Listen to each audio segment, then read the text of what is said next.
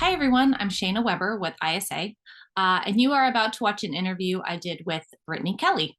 First off, I want to give a trigger warning. We do talk about the subjects of suicide and grief, so be prepared for that. What can I say about Brittany? She was really fun to talk to. We had a great conversation. This was the first time I've ever met Brittany because I wasn't part of the development team, but she did come to ISA after being selected for our 2021 diversity initiative and then landed on the 2022 top 25 writers to watch in 2022. We talk about human psychology. We talk about her time working in a prison. She's really interesting, and I think you're going to enjoy it. And then I'll just say this last thing. Brittany says in her bio that she writes comedies that challenge societal norms and dialogue-driven, hyper-realistic dramas. Her focus is on creating introspective characters, aiming to bring Caribbean, queer, and neurodivergent female narratives to the forefront. That's a lot of words, but you're going to enjoy it. How are you? Hi, I'm great. How are you? Good. Since I don't know you, and this is the first time I'm meeting you, which I'm very excited for, let's first find out about how you came to be part of ISA's community and how do we know you? What did you win? What were you a finalist in? Give us those details. Through ISA, I was named one of the top 25 writers to watch in 2022. And from there, I think before that, sorry, I won the 2021 Diverse Voices Grand Prize winner of that with my script, No Thank You.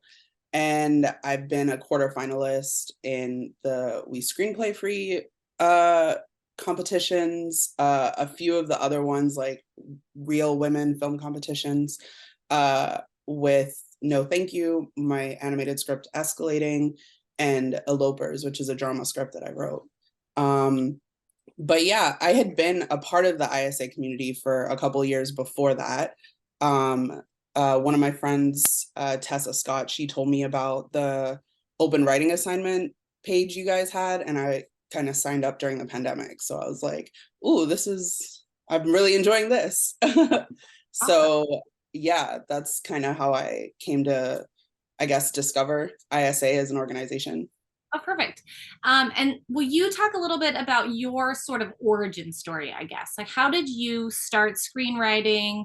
What was it about writing stories? What kind of stories do you want to tell? I for as long as I can remember, I kind of always had like a camcorder or a camera in my hand, and I really loved kind of like capturing moments. And I wasn't really allowed to watch TV growing up. I kind of didn't really discover television until like my early late teens. And then once I did discover it, I was like low key kind of an addict. Like I was like, how do I consume all of this? How do I consume all of this? So I initially went to school to become like the next Quentin Tarantino. And then I got to America. I'm from the Cayman Islands. And then I got to America and everyone knew everything about film and TV and all this kind of stuff. And it was kind of overwhelming. And I was like, ooh, you know what? Maybe this isn't for me. So I backed out and I went down the psychology route. I was a teacher. I worked in a prison. I worked in child advocacy and like that kind of stuff. And I got burnt out really, really quickly. And when I was going to apply for grad school, I was like, okay, I'm applying for this doctoral program in child development, but also maybe I can apply to a film school and see if I get in. And then if I get in, I can go. And I applied to London Film Academy and I got in. And I was like, oh, okay, well, I guess I got to put my money where my mouth is. Like I said, I was going to go. And then I went and I think I graduated there in 2015. And from 2015 to 2020, I was a traveling content media person. I was doing videography, photography, copywriting. And then the pandemic happened. And even though I kind of been dabbling in screenwriting for like since 2010, like just writing my own stories and that kind of stuff, this was like the first time I had to like actively sit down and just fully commit my time to writing, which like I think I just had all of these stories kind of bottled up in my body and they like flew out like No Thank You, the script that kind of I guess put me on the map and like won most of my competitions was I wrote that in 6 hours because like I had been kind of ruminating on it and thinking about it for years. And then since the pandemic, I kind of just doubled down on writing and like full speed ahead on it. And it's been like, I know the pandemic's horrible, but it changed my life in ways that I never really could have anticipated, you know? Wow. So you just packed a lot of information into And like, yeah, it was a lot. It was a lot. wait, what? Prison, the psychology, like all of these things. So I want to ask you a couple follow-up questions about that. Yeah. Let's talk about the connection between, because I think it's really interesting that you went the psychology route. Because for me, like that's a huge aspect of writing is psychology. So can you just talk a little bit about how you use that psychology background in your writing? Oh yeah. It honestly, I don't think I'd be a writer if I didn't have the foundation of psychology, because psychology is just like the science of people and how they work. And a lot of my stories come from come from the experience of people. So like I was a teacher for a long time, and I worked with special needs students. And one of my features that I wrote called Elopers, which is about a teacher dealing with a student who constantly like runs from the classroom, that plays heavily from my experience working with children and working in child psychology.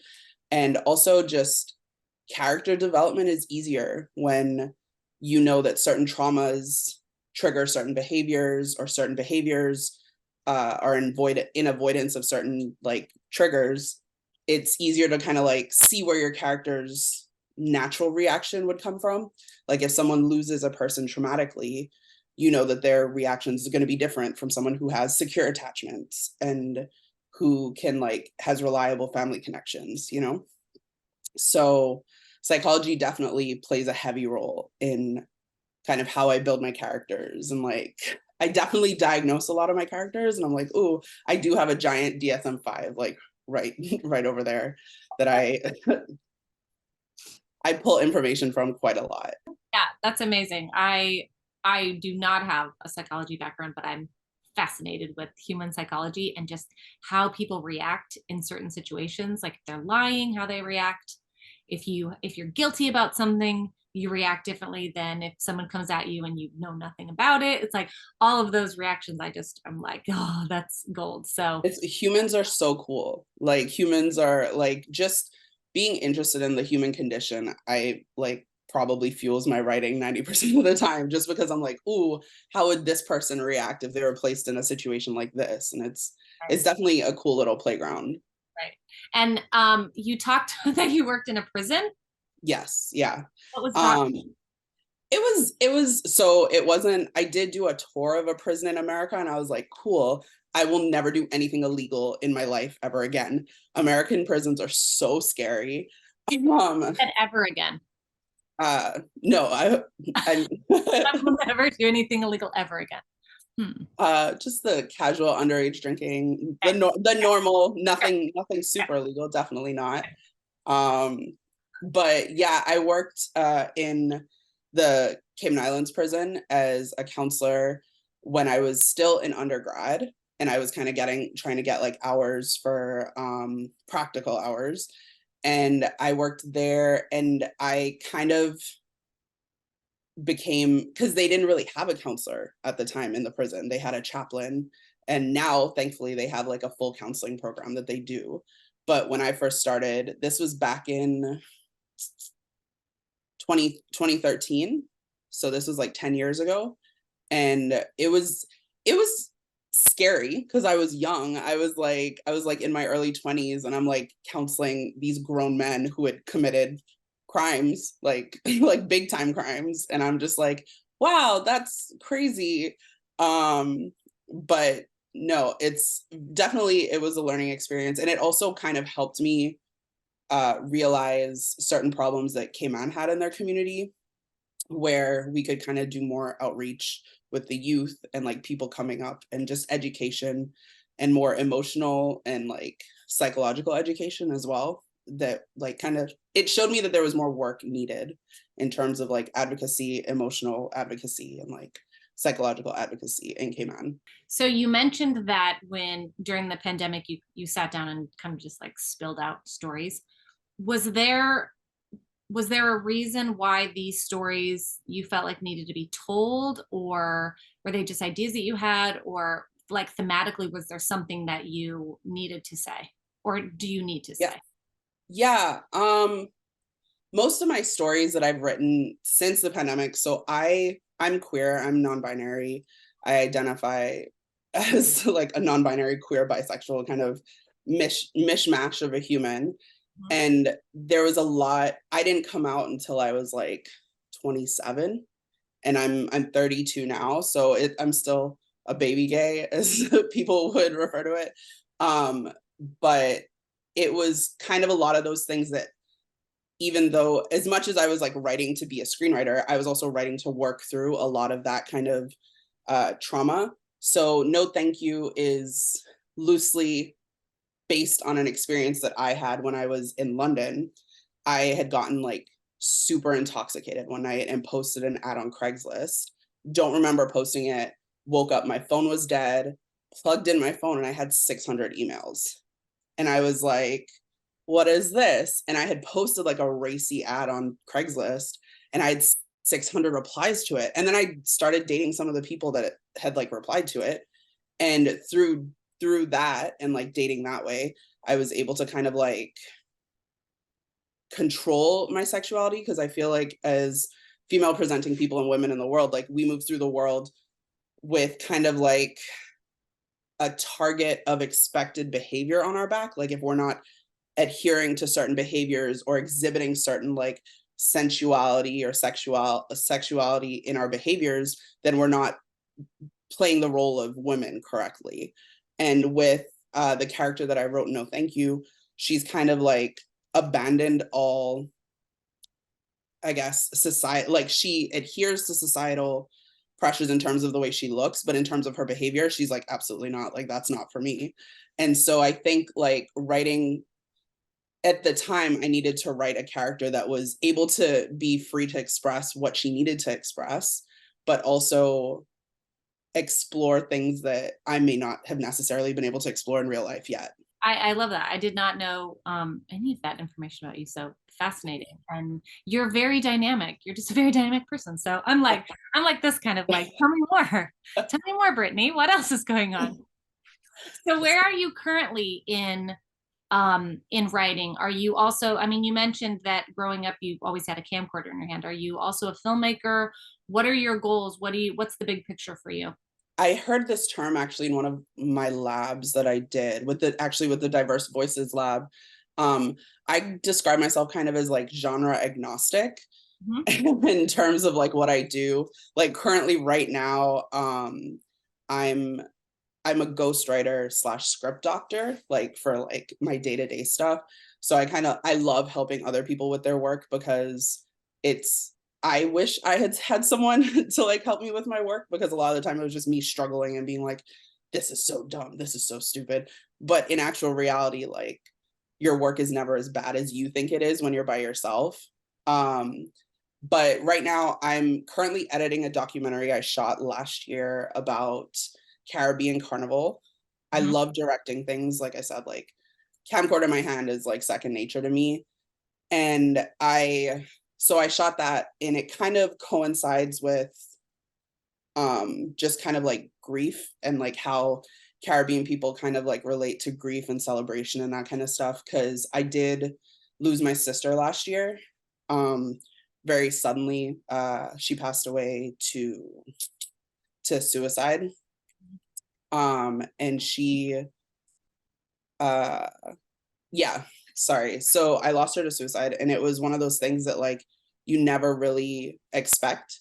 And so kind of processing grief through celebration, and like celebrating through carnival, that kind of that's been a cathartic process for me. Right now I'm working on editing that, and I'm working on kind of dealing with grief through that process. And I'm also in the pre production on a feature that I wrote about it's like a queer rom-com. So I'm hoping to direct that in the next year or so to kind of like explore what being queer and Caribbean are at the same time. I'm very sorry about your sister. Yeah, she was the coolest kid on the planet. Like she was literally, it's a little hard to kind of like wrap my head around still, because I'm definitely still in that, like, it's only been like a year and a half and I'm still kind of like in denial. But she was also one of the biggest advocates of my writing, and like I would call her on Zoom and like pick her brain and like talk to her about like what she thinks is cool and what like kind of what her point of view is on things, because she was a little bit younger than me. She was like 15 years younger. Mm. And so that actually is kind of, I did take a year off of writing. Like I couldn't write. It was kind of like, oh, it's a little more difficult to write when the person that you share your stories with and bounce ideas off is like no longer there. And so I've kind of, in the last like 2 or 3 months, I've kind of like slowly dipped my toe back into like writing new things. Cause like I have like my archival of things that I've written like during the pandemic, but like writing new stuff has been a little difficult. So I kind of pivoted over to directing, and that's why I kind of directed the documentary and like started exploring through that medium, because writing was a little tough to do. But I'm slowly moving back in. Wow. um Well, I was going to ask you about where you find your confidence. Where do you find this? It feels like at your core, there's a confidence knowing that you can do this. And I think that's something that not a lot of people have. So I was wondering, if does that come from that grief, or like knowing, where does it come from?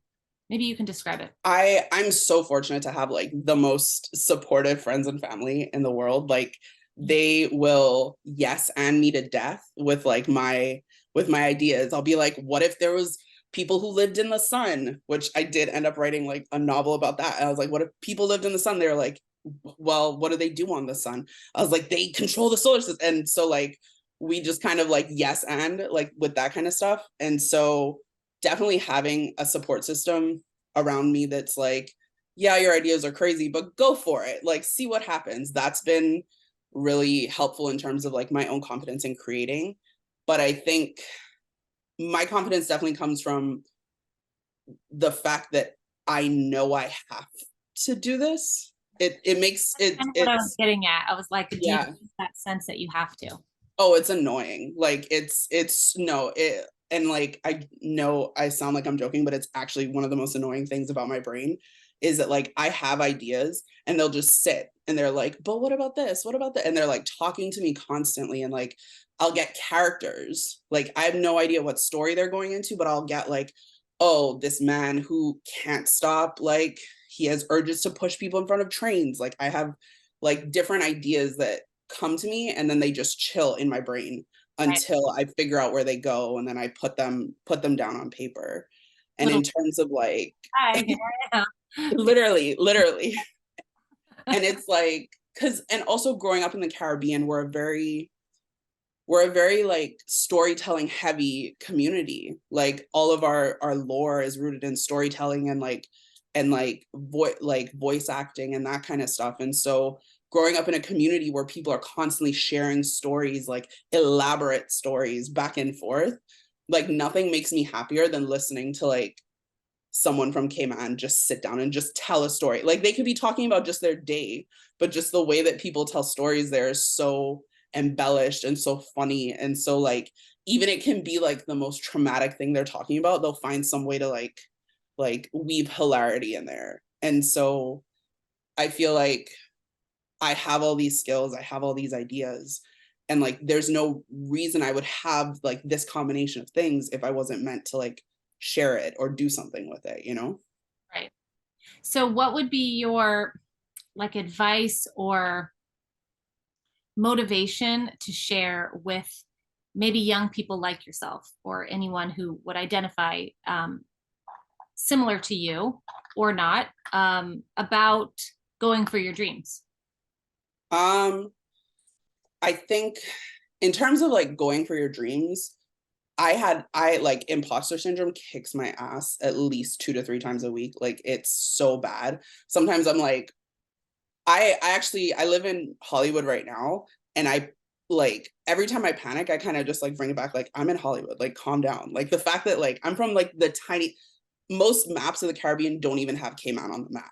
Like I'm from such a tiny island, and the fact that I'm here in Hollywood working in the film industry blows my mind like 1 to 2 times a week. Like, so in terms of like dealing with imposter syndrome, um, I I I'm on TikTok.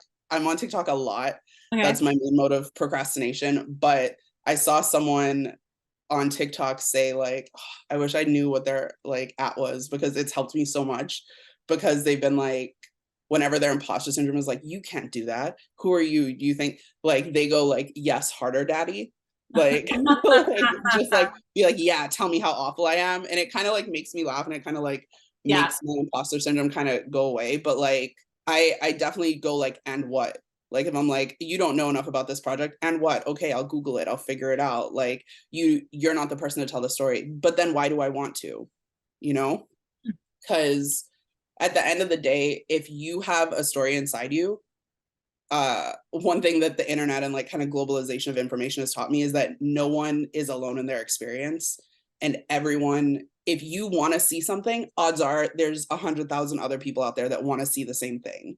So like why not put it out there and share your experience with people, you know? I love that. Man, you are, I'm so happy that I met you. I have to just, I'm so happy. Finally, I've heard your name and I'm like, wait, I need to meet this person. I want to know about your favorites. Like, what are your favorite movies? What are those ones that like are always your loves? What are your what do you love? Um, as of right now, I just saw Bottoms. I don't know if you've seen it yet, I want to but see it. I haven't seen it yet. it's so funny. It's honestly, I'm gonna go see it again. Bottoms and Barbie, I definitely have like double featured both of those. Like I love Bottoms. I couldn't stop talking about it when I saw it, but it's so funny, and it's so like the cinematography is crazy. Everything's just Awesome. so wonderful about that movie. My favorites, Forgetting Sarah Marshall is like one of my comfort movies. Like if I'm having a bad day, I'll just go and watch Jason Segel ruin his life over and over again. I love it I so always much. go, are those happy tissues or sad tissues? Yeah, exactly. Exactly. Yes. My favorite is the guy who's like, nobody wants to go snorkeling with me, because that's how I feel every time I go home. I'm like, you guys want to go snorkeling? They're like, absolutely not. Like we have work to do. I'm like, no. Well, you Everybody didn't likes get to it. watch anything until you were like a teenager. So Yeah. what were you watching then that sort of became like the foundation of who you are? Um, The Departed. And I know. My dad got like, oh, I'm sorry, film industry, but my dad got like this bootleg cut, like the bootleg video of The Departed, like you know those bootlegs, like the ones where people are like standing up in the cinema and like you can hear the audience like laughing and like their reactions. So I must have seen that. Like I wore that DVD out. Like I must have seen it like 30 times. I can talk that whole movie. Um, so I was really into like this like macho man, like The Departed, Boondock Saints, like that kind of stuff. And then I kind of grew up watching like Jamaican plays, Uh-huh. and like there's these plays called like Under My Nose and like Bashment Granny and like that kind of stuff. Like I loved those. And then Degrassi, because all the kids at my school were like watching like Degrassi and like Skins and like those kind of shows. And I wasn't watching them, but I was like listening to them talk about them. And then occasionally, like if I went to sleepover or something, I would like watch it and be like, oh wow, this is crazy.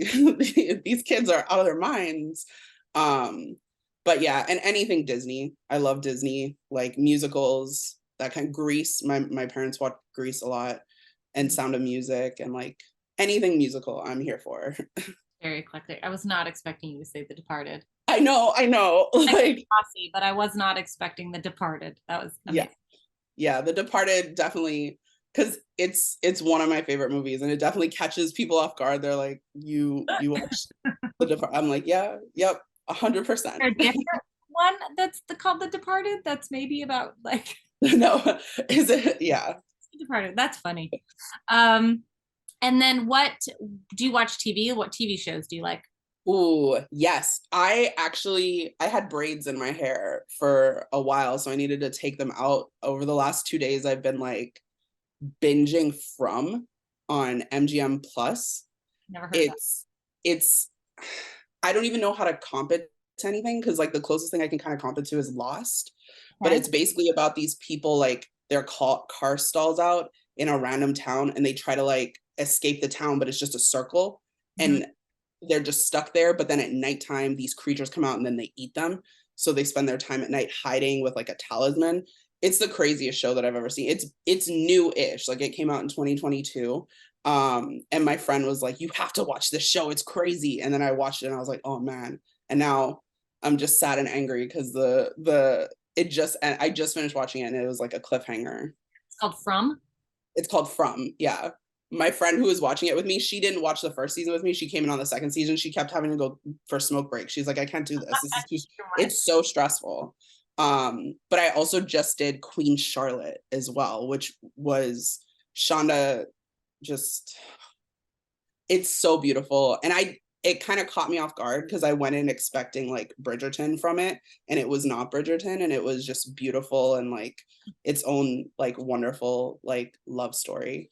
Yeah, I haven't watched it because of that, because I'm like, but It's its own. And I definitely was like pushing back out, like not that I don't love Bridgerton, because I love Bridgerton, but I was like, I don't want to watch another like courtship yeah. show. And it definitely ended up being something different than I thought it was. And I Shonda's just amazing, and her writing, her dialogue's crazy. Like how she puts certain words together, I'm like, wow, what would make you think to write? It's so cool. I know sometimes you watch those and you're like, like, oh my God. That's when the imposter syndrome was like, I'm never Oh, after watching Queen Charlotte, I was like, I shouldn't even. done. Why I'm am I gonna writing this gay rom-com? Like nobody's gonna watch two queer people fall in love after watching that. But now I'm like, yeah, okay. I'm excited to read. I have not read No Thank You, but now I'm going to go read it.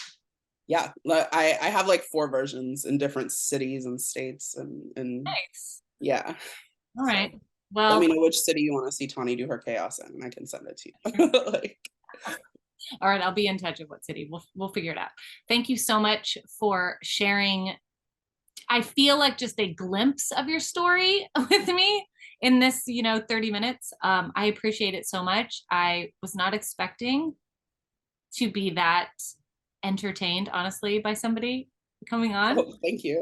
You're fabulous. So I have no doubt that you're going to just be this firestorm that comes through. So Appreciate it. nice to meet you, and excited, for everyone to, I mean, if they got to this point, they've watched the whole thing. So keep an eye out for Brittany.